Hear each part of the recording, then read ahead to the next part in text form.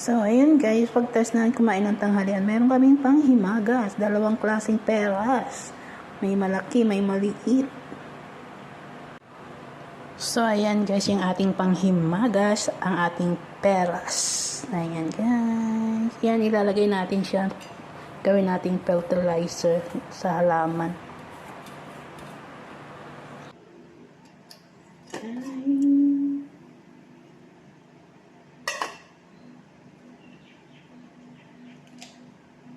Ang dami.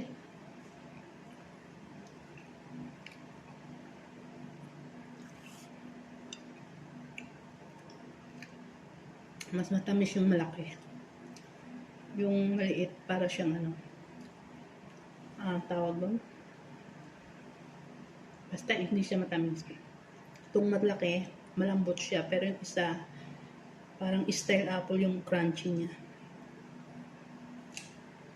Mas gusto ko yung malaki. Pero parang andito ng aking camera. Madilim lang yung mata ko.